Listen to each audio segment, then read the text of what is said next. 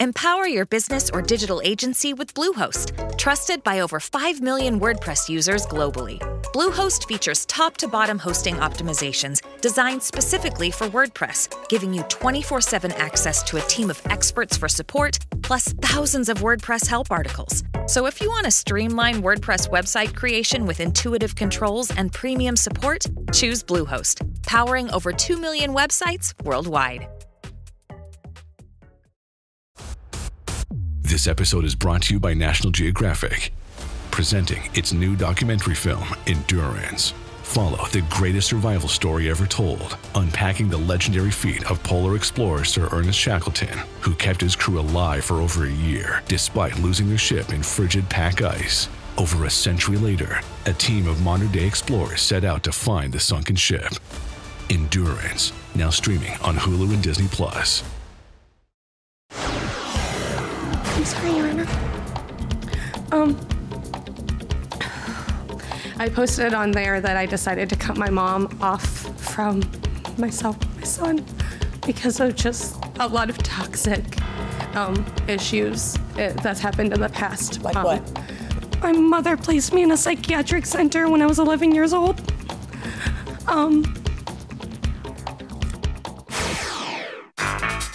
This is the plaintiff, Sherry Pitchford. She says the defendant is her middle daughter, and that selfish woman refuses to pay her back for a cell phone. Daughter or no daughter, she needs to be taught a lesson on how to pay back a loan. And if court is the only way to teach her that, then so be it. She's suing for $389.88, the amount of the loan.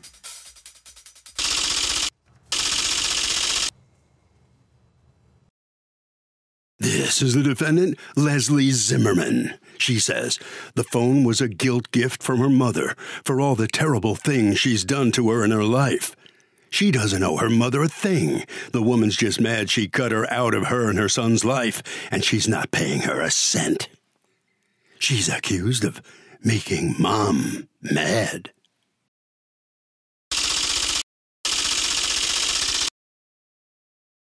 All parties, please raise your right hand. What you are about to witness is real. The participants are not actors.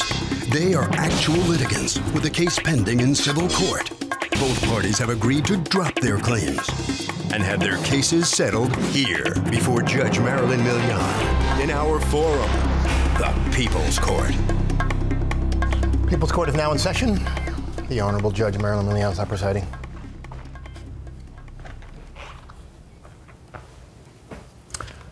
Good morning. Good morning to you. Litigants have been sworn, Your Honor. Okay, Ms.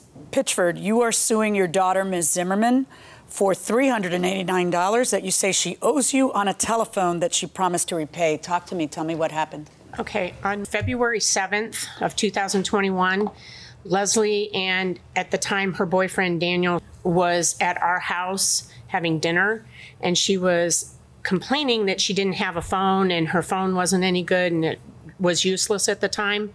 So I talked with my husband, Russ, and we were sitting there and said, well, she's got to have a phone. The situation is with her being epileptic and her son being behaviorally challenged, we knew the phone was crucial for her. So I asked him, and we both sat and just agreed that, yes, we'll go ahead and put her on our plan, our phone plan, provided that she pays for the phone. Okay, what phone did she get? I believe it's like a Samsung 20 or 21, something like that. And it cost how much? Like the total cost was $1,196.84. Okay, who's your carrier? Verizon. How much was Verizon charging a month for the phone? Because I presume just for the phone, but not for the plan. Not for the plan or the usage, just for the phone. Just for the phone. The total was $32.50 every month. Okay, and you had told her to pay $30 a month. And she didn't have to pay for the usage? You were paying for that? We were paying for the usage. Okay, and was any of this in writing, or no, it's my daughter? It was verbal, and I didn't think about putting it in writing, but because it was my daughter. You know, it is my No, daughter. I know. People say that all the time, and I always say to them, who is it you really don't want to have the problem with? Right. It's your loved ones. That's who you Right. don't want a misunderstanding with. Right. So if it feels creepy to write a promissory note, then send each other an email so there's utterly no confusion on who's paying for what until Right. when. Right. Because that's the one person you don't want to alienate is your loved one, right? But anyway, so what happens? Well, at first, things were going okay. You know, we on February 9th, we went and got her a phone at the Verizon store, and she agreed. We even stood there, her and her boyfriend at the time, and I, all three. You can handle $30 a month to pay back the phone. Yep, not a problem.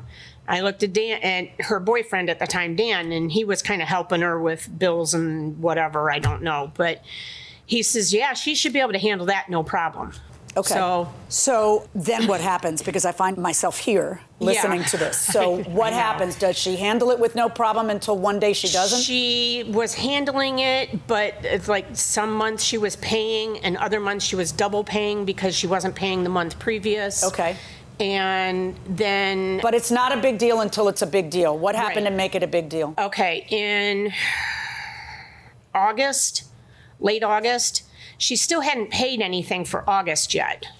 So I was rather confused, but then when there was like a county fair going on and some other stuff, apparently she had gone to the fair and taken her son, and her son was misbehaving. And she called me in a frantic rage. You need to come get him. I can't take this anymore. I can't do this anymore. You need to come and get him now. What's his issue?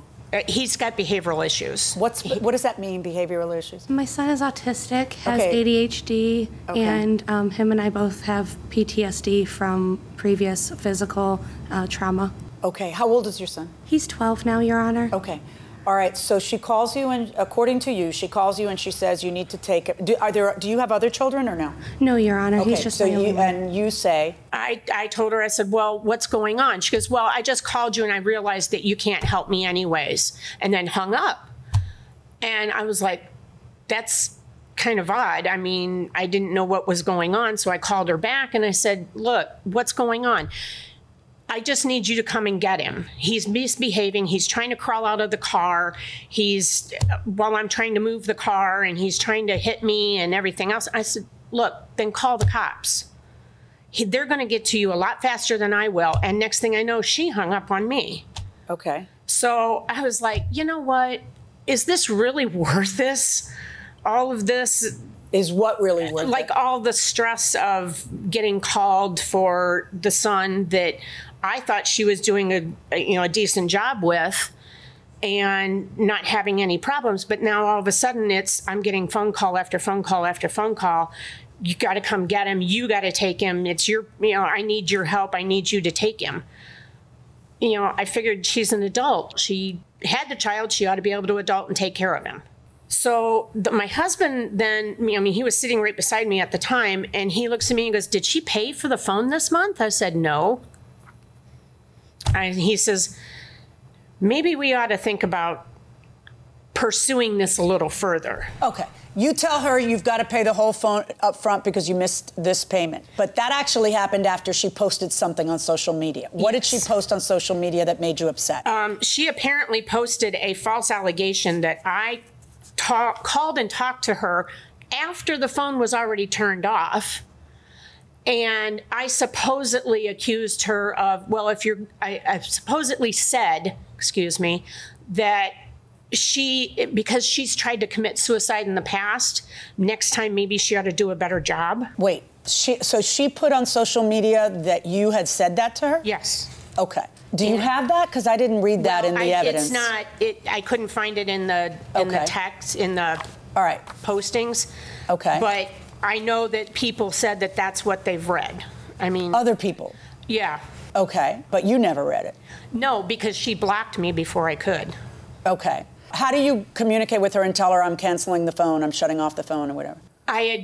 On the following Monday, I had called Verizon and said, could you shut down the phone?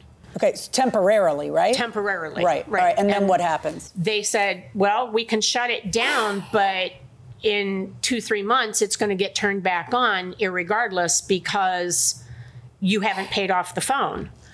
Okay, how much is owed yet on the phone? And that's when they said $389.88 has to be paid before the phone could be completely shut down. And that's when she contacted me the day after that, was on a Tuesday. So you contact your mom and you tell her, please, I need a phone. I need to be able to talk to my son at lunchtime. That's what calms him down for the afternoon.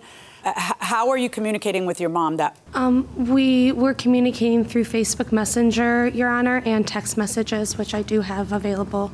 Okay, and so what were you saying to her and what was her response? I asked to, can I please have the phone? I said, I get paid tomorrow, please. Will you just give me the info so I can leave you alone? But why would you need the info? What happened what happened? What really happened? What is this really about? Because I don't think it's about the $389 for the Verizon phone. I think it's about something else. So what was it that you posted about your mother that made her, you know? I posted on my private profile on Facebook. I was venting to my friends and family that I connect with online there. I'm sorry, Your Honor.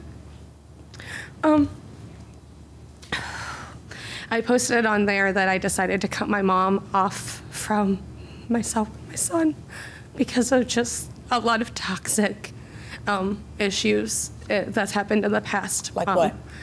My mother placed me in a psychiatric center when I was 11 years old. I've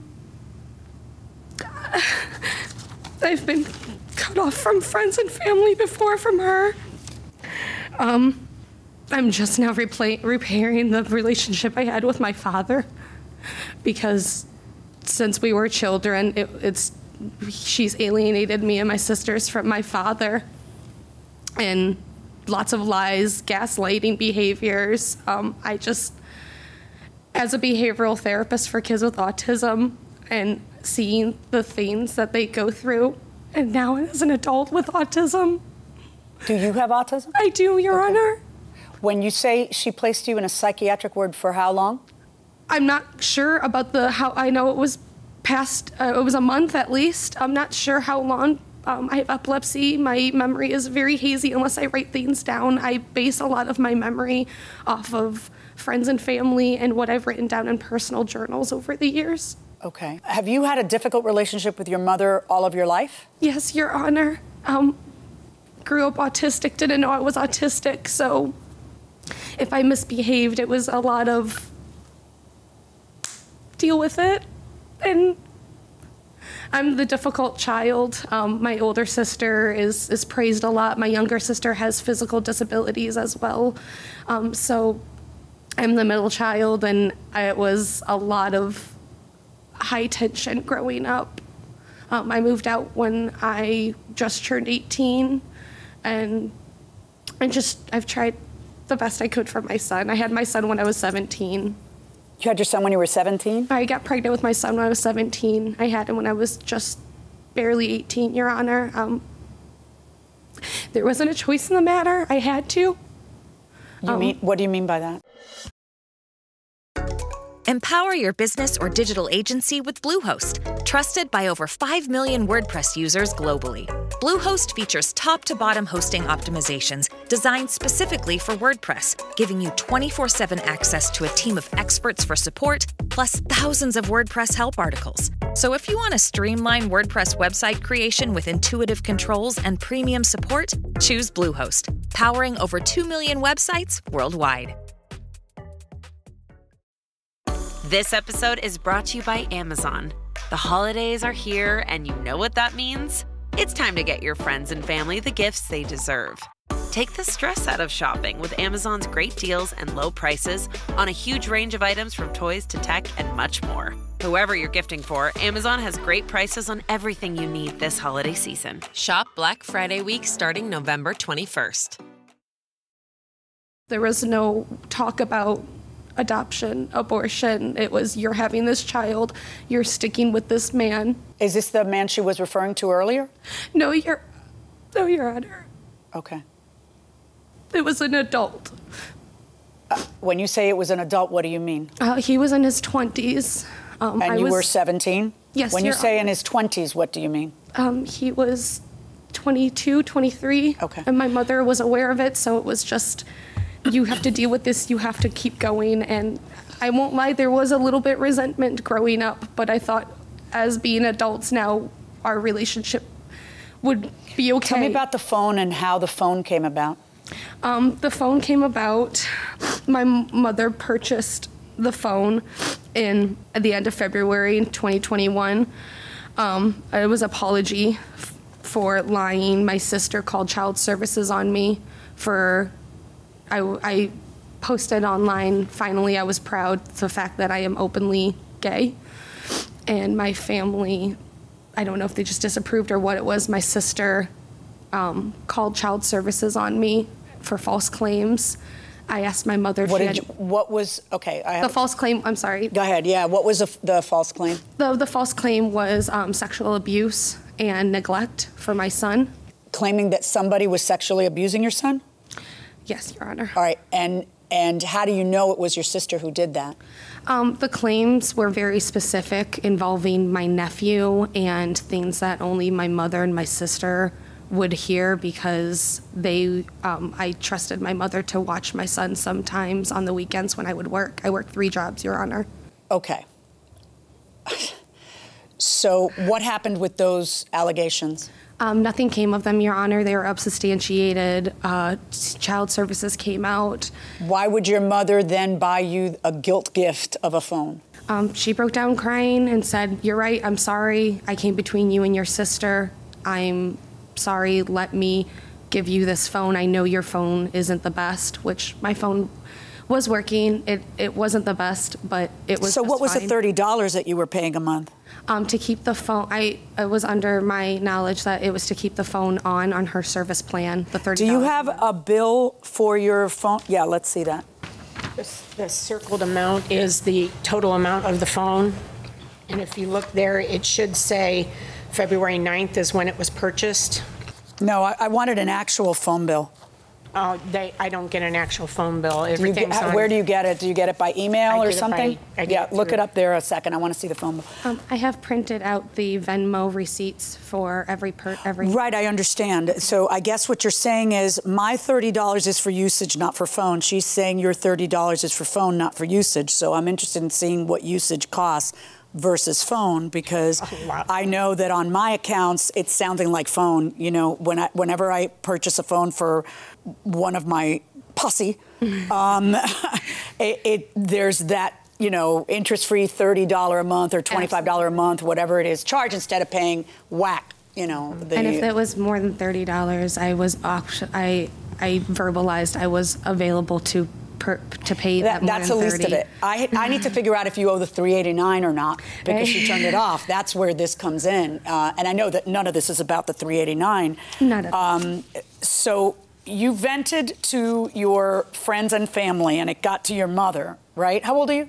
I'm 31, Your Honor. Yeah. You vented to your friends and family. Did you know that it would get to your mother because of the certain friends and family who you were venting to? No, Your Honor, but after literally posting it and within minutes being able to see who viewed it, I was very able to quickly determine who sent the information to my mother. Who was it, do you think? It was one of her karate teachers or students. Yeah, a friend of hers that's on your private list. I mean, so that was very easy to delete. Well, of course it's easy. I mean, and how many people are on your, quote, private list? On my private list, there's only 200. Only 200. That was her response. You heard it, right? Only 200. Only 200. You are part of that generation that grew up with a social media support system. I have a 26-year-old daughter. She also grew up that way. And it's odd to the rest of us. Absolutely. Right? Because the rest of us who didn't grow up getting our affirmation through social media, it's as though you went to the highest mountaintop and yelled it in a crowd because there's 200 people in that list. In your mind, it's your support system, right? Yes, Your Honor. You were feeling like garbage. You wrote out whatever you wrote out, and then people responded at giving you like positive affirmation about, you know, you're doing the right thing, cut out the negativity in your life, and you're doing a great job with your kid. You know, the comments are what you live for when you're distressed. It's like having a positive intervention where everybody's hugging. They're giving you virtual hugs, and sometimes it's needed. I know.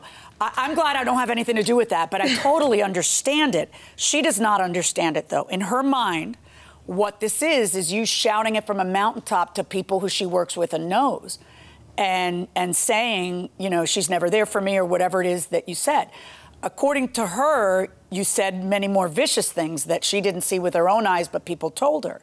What kinds of things had you posted about her that could lead to this breakup in this mother-daughter relationship? The only thing that was posted on that status that I think that she is embarrassed about is the voicemail that was left on my phone at one point that her just kind of ranting, like, if you don't want a kid, you can take him to the police, you can take him to foster care, don't call me unless you need to take him to foster care. And the voicemail said that, you know, as many times as you try to kill yourself, if you're gonna try to kill yourself, do it the right way. You have an actual voicemail where she's saying all this? I did, Your Honor. Is that still available? I have since deleted it. My therapist, I'm in PTSD therapy. My therapist said it is not good to keep this.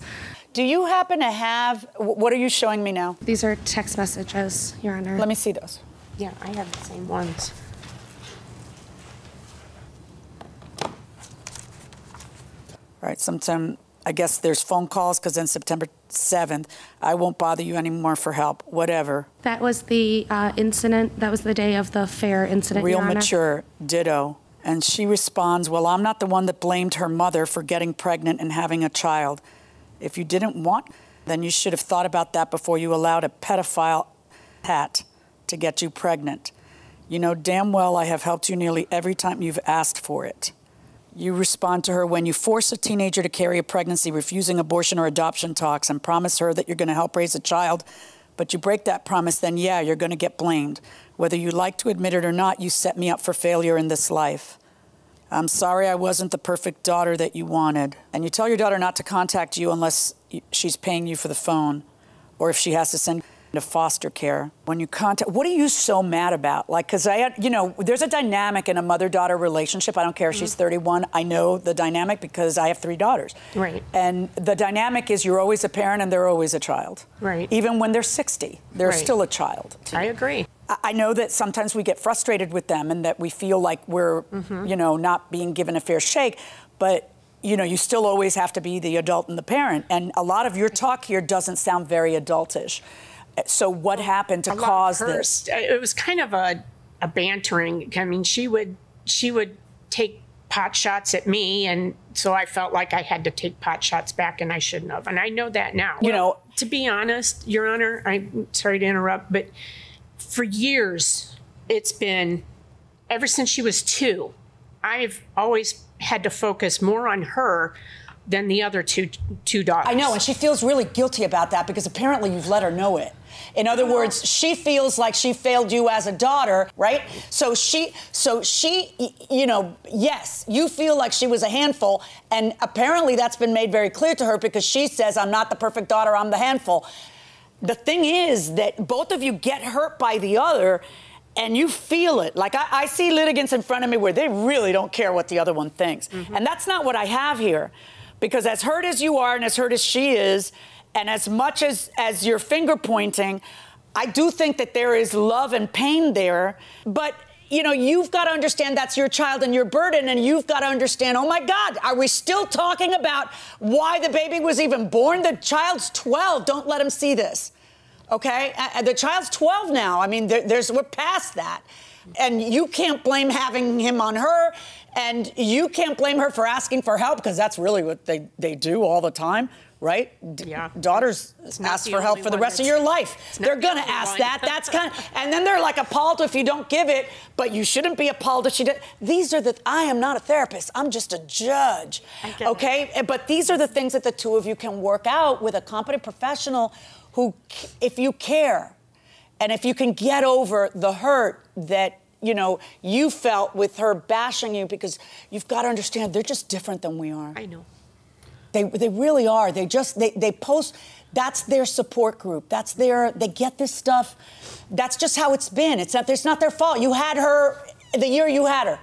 Right? And then she didn't ask to be born into this technology. This is how it works. In their heads, they don't realize how they're bashing you. And you need to be a little more sensitive about that. And you know, when you need that support group, just talk to the 10 or 15 that you want to talk to, not 200, because that's not really support group. That's an announcement. It's not the first time I've been bashed by her either, so I know. I'm just putting it out there. I understand. And at the end of the day, as unfair as it sounds, we're the adults, right? Yeah, I get it. And you stood on, you know, you on $300 and turned off the phone of someone who you know needs a phone, who's an epileptic. You gave all those reasons why she has to have a phone. You turned off her phone and then got nasty about it because your feelings were hurt, which is a very impetuous thing to do as the adult parent. But I know you were hurt, but we're supposed to act, not act. Look, Leslie, you're wrong. That's not for usage. That's for the payment of the phone. I'm looking at the phone bills, and I know it's for the payment of the actual phone, the monthly charges for the payment of the actual phone. Okay. So you have the phone, correct? Yes, Your Honor. Yeah, I'm going to order you to pay the $389.88 that is left. That phone is yours. The financial ties between you should end. That resolves a case in front of us. Okay, it doesn't resolve, you know, the real issue, which is something the two of you have to think about. Absolutely. And that is whether or not you want your child to have a relationship with her outside of taking care of him, you know, a real relationship with the grandmother, and whether you want to have a relationship with your daughter and your grandson. I do. And if you do, then don't say anything in the hallway that's going to damage that, because that's been my experience. Right. Yeah. Everyone is super contrite and cheery in here. Then they walk into the hallway and they say some horrible stuff. So think before you post, and think before you text, and think before you speak out in that hallway, right? Because there are bigger things than this case. Absolutely. And hopefully the two of you will find it in your souls to try to tap into that, and I'm rooting for you. Verdict for the plaintiff, $389.88. So the plaintiff, the mother in this case, does indeed get the $389 she was seeking from her daughter. Her daughter, Ms. Zimmerman's on her way out of the courtroom. Let's see what she has to say. Leslie, tell me, what's your reaction to what just happened in the courtroom this morning? I'm a little sad. It was high energy and a lot of emotions, but I agree with the judge's decision. What do you think this court case and you being here in court against your mother is going to do for that relationship? Probably not anything good, but it was a very therapeutic experience, and I'm ready to move on with the next chapter for mine and my son's life. All right. Well, listen, good luck to you. Sorry it's such a sad situation. Yep, and that's okay. Tomorrow's a new day. Good luck to you. Thank you so much. Thank you. So let's see what Ms. Pitchford, the plaintiff, the mother in this case, has to say. The judge gave both parties quite a lecture. Ms. Pitchford, what do you think about the judge had to say to you today in court? Well, there's a lot of animosity between me and Leslie, but I'm taking the judge's words to heart, and I would love to be able to rebuild a relationship with her and my grandson, but she doesn't take my phone calls or my texts or anything anymore, so I guess, you know, the ball's going to have to be in her court. Well, it's such a sad situation. I'm sorry it turned out this way, but all I can say is good luck to you both, okay? Thank you very much. Thank you. Thank you very much. Well, Doug, look, the burden of proof is on the person who claims it's a gift. You have to prove based on evidence that it is not something that you had to pay for. The presumption is that if somebody will give you something, you're supposed to pay for it. You have to prove it was a gift. So, Marilyn, who's more of a baby when they're sick? You. Me? Yeah, you. You gotta be kidding me. You don't get sick very often, but when you're sick, you curl up in a ball like you're about to die. I am totally I'm tougher than a $2 steak. You say that. You say that a lot, but you... Look, When we went to the emergency room a couple years ago, I waved off the Novocaine when they were putting staples in my head. I said, just put them in, Doc. You have a very, do they call it a high pain threshold when you can stand a lot? Yeah, you always skip the note. Just staple my head right there. Right. But then you're a baby at home who needs to be taken care of. Maybe only around you. Because I know you will take care of it. Right. I don't think I'm a baby. I wouldn't say you are. I think you got a little annoyed at all the everything you had to fetch for me while the foot was broken. I'm still annoyed. That's still going on. The annoyance isn't over yet. You know, if I got to walk all the way upstairs to get something, like, John, will you go upstairs and get me? And you're like, ugh. Why can't you just crawl up the stairs on your butt? Kroger Delivery has one mission: to deliver the freshest food right to your door. That's why our drivers are pros. Our trucks are refrigerated. And when it comes to low prices, we always deliver. With $20 off your first order of $75 or more, there's no better time to get in on the action. Mission accomplished. Restrictions apply. See site for details. This is the plaintiff, Terrell Willis. He says he discussed with the defendant about hiring him to DJ his best friend's birthday party. But things didn't pan out. Now the guy won't give him his deposit back. He never signed a contract with this unscrupulous businessman. There was never any discussion of the deposit being non-refundable. And he wants his $150 return here and now.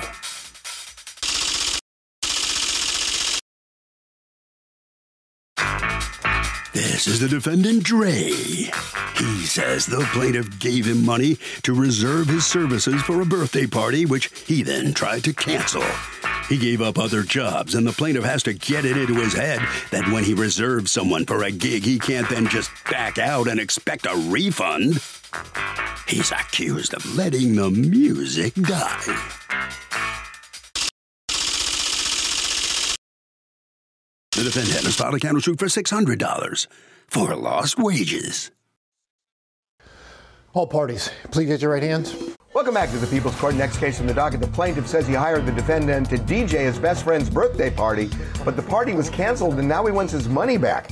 The defendant says it's not his fault the party got canceled and he's keeping the money. It's the case of my head, not my turntable, is spinning.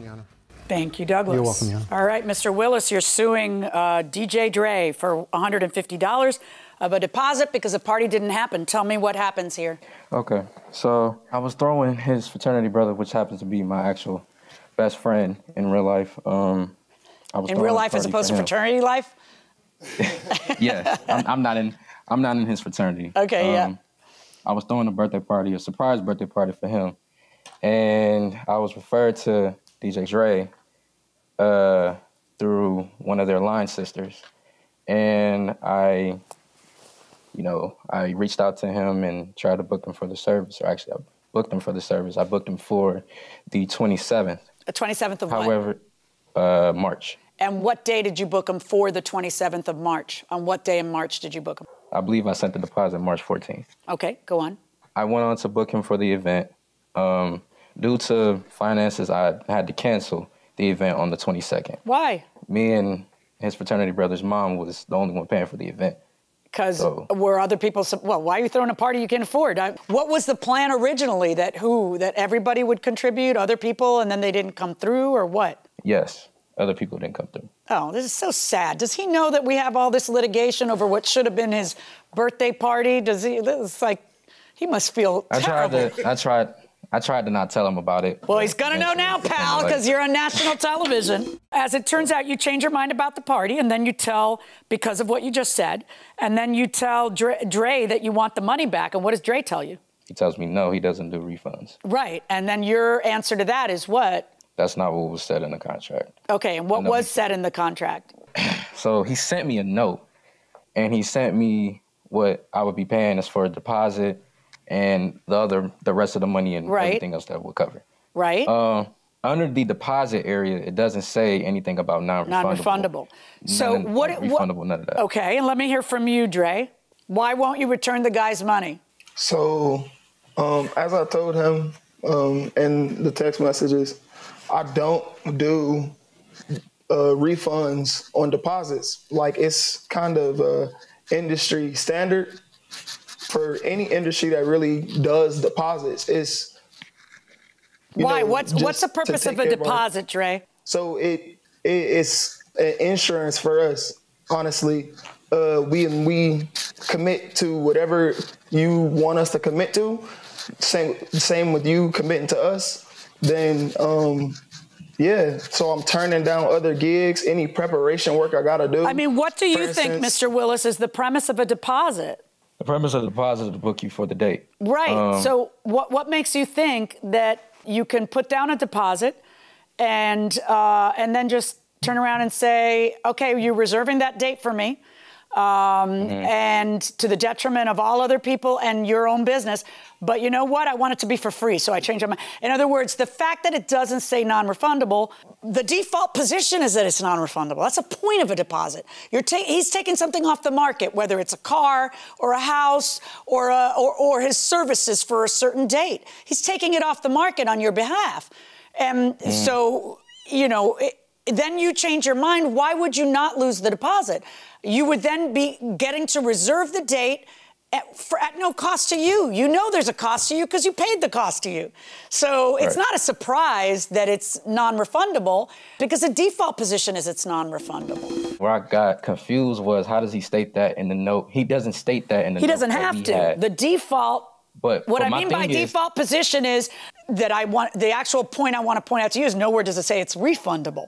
Refundable would be the weird thing, because deposits are exactly for that. They're to hold something. So that's got to cost you. You know it costs you. The people on your side know it costs you because you're the side that's paying for it. So you know it costs you something, and you know you're buying something with that little bit of money.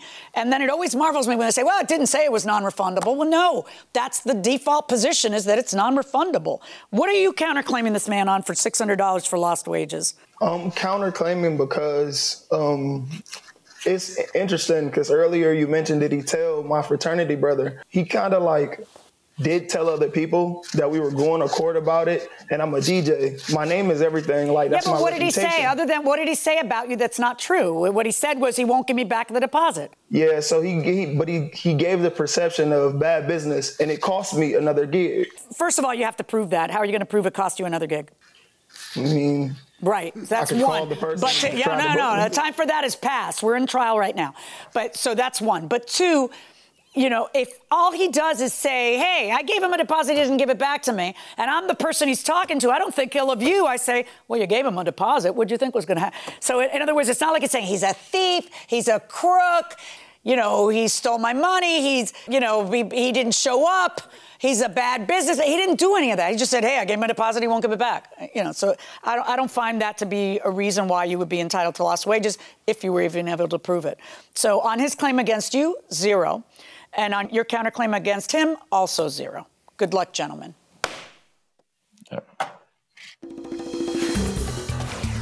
So there are no winners in this case in the People's Court. Both the plaintiff and the defendant have lost their suits. Mr. Willis, let me ask you, are you surprised at all that you lost this case? I'm a little bit surprised because I just don't understand. Like, if she looked at the evidence clearly, he didn't state the refundable policy with me, but he states it in other contracts with other people as well. So I'm just not understanding why.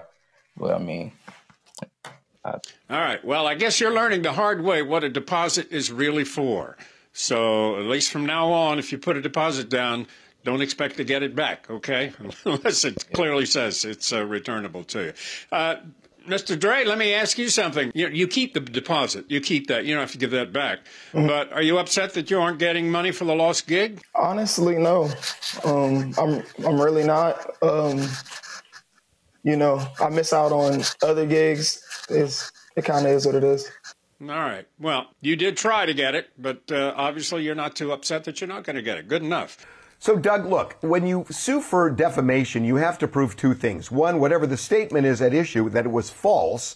And secondly, that it subjects you to scorn and ridicule in the community. Simply saying that somebody didn't pay, I understand it might be a lie, maybe not a lie, but it doesn't rise to the level of creating scorn and ridicule. It's just not that big a deal. What is the one food that you would never eat again?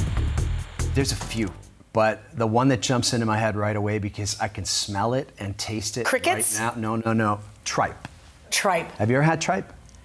No, I just watch you eat ridiculous things for the last 30 years. Look, my standards are not that high, as you know, from at home, from the time I took that sausage out of the dog's mouth and threw it back on the grill and ate it. In fairness to you, you did identify which one it was and eat it yourself. Yeah, because it was the one with the puncture wounds on the side of it, yeah. But, you know, once you cook it, it's fine. Oh. So, but tripe. But I've seen you eat crickets. Oh, yeah, I've eaten crickets. Chocolate-covered crickets. Who hasn't? Who hasn't? Who among us and hasn't tried chocolate-covered ants? Right. But listen, the tripe thing, it's tough. It's a tripe, if you've never tried it, is the lining of a cow's first stomach. And it's like chewing on a rubber ball. It's a sponge. It just never changes the texture. It's just chewing a piece of sponge. And it's got a pretty strong taste. I'm sure some people love it, but it's not for me. What about you? What food would you never eat again? I'm not that adventurous, but I don't eat the hairy calamari, you know, the one with the tentacles. So that's more for me. I get all of them. Right, Whenever, I just eat and I like calamari, I just don't like the hairy ones. I feel like it's an animal. Because I like the ones with the little tentacles all over them. Yeah, all yours. And you like the round ones that look like rings. Yep, that's it. I can't even say because I'm not that adventurous, so there's nothing bizarre that I eat like. So you might say between us we have kind of a squid pro quo. Oh, jeez. On that, so that, you know, I give to you and then you give to me, right? That's going to do it for us now, and we will see you for the next session of the People's Court.